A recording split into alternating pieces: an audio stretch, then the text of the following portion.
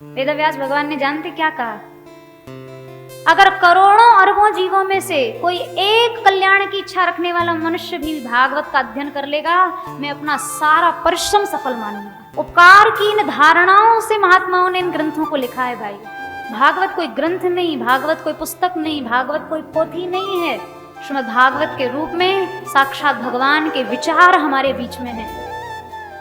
इन ग्रंथों के पीछे बहुत बड़ा परिश्रम है हमारे संतों का, हमारे ऋषियों का, बहुत बड़ा बलिदान है, बहुत बड़ा योगदान। सनातन धर्म उनके अवदान को किसी काल में भूल नहीं पाएगा, इतना बड़ा परिश्रम है।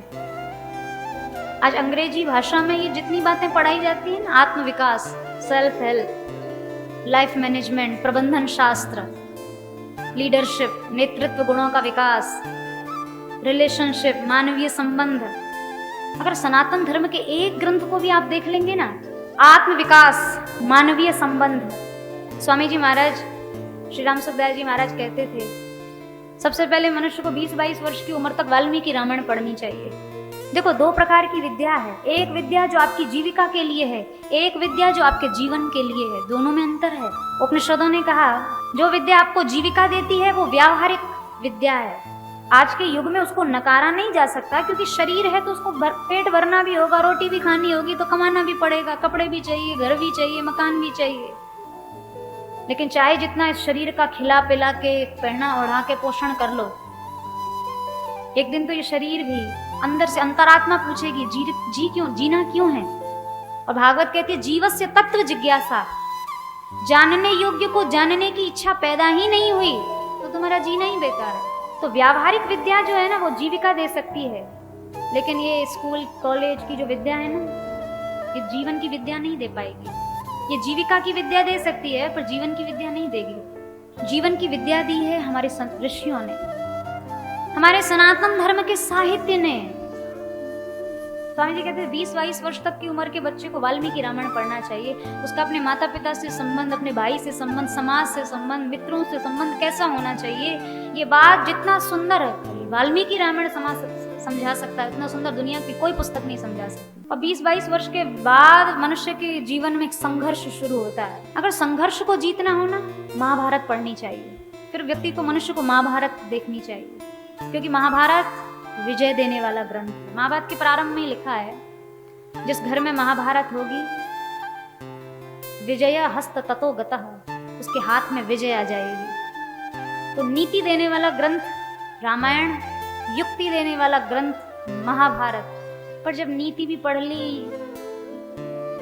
युक्तियां भी पढ़ ली, तो आपको लगेगा नहीं भाई, काम तो भक्ति से ही बनने वाला है, कोई चीज काम आने वाली नहीं है।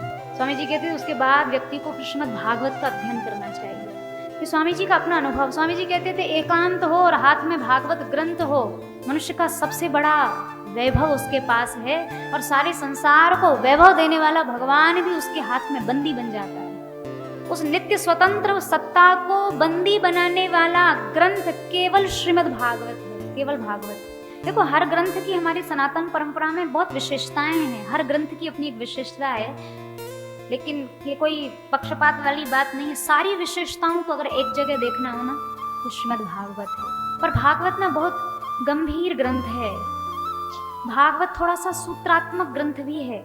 और भागवत जी में स्वयं वेदव्यास भगवान ने ये बात कही है कि जब तक व्यक्ति महाभारत पढ़ेगा नहीं, जब तक वो 17 पुराणों का अध्ययन करेगा नहीं, उसको भागवत का विषय समझ में आने वाला नहीं है। क्योंकि वेदव्यास भगवान की अंतिम रचना भागवत है। कैसे उन्होंने सभी पुराणों का, शास्त्रों का, वेदांत का, ब्रह्मसूत्र का, महाभारत जैसे इतिहास ग्रंथ का मंथन किया है, वो उन ग्रंथों को पढ़े बिना समझ में नहीं आएगा। हमारे सभी पुराण, शास्त्र, इतिहास ग्रंथ, ये सब मंथन है, ये मंथन की प्रक्रिया है, और भागवत उसका सार है। सीधे सीधे सार ले लो, बहुत अच्छी बात है, पर अगर सीधे सीधे सार का महात्म्य समझ में ना आता हो ना, तो पीछे हमारे व्यास भगवान की मंथन प्रक्रिया को जरूर देखना। आपको पता चलेगा कि अन्य पुराण शास्त्रों में और भागवत में क्या अंतर है। अद्भुत ग्रंथ है, ये कृपा का विषय है। जिस युग में हम लोग बैठे हैं, उस युग में भागवत हमारे पास है, ये कृपा की बात है। भागवत जी में स्पष्ट लिखा, आने वाले काल में ये ग्रंथ सुलभ नहीं होंगे। ये ग्रंथ यहाँ जैसे सुलभ हो रहे हैं ना आज, ये से सुलभ नहीं होने वाले।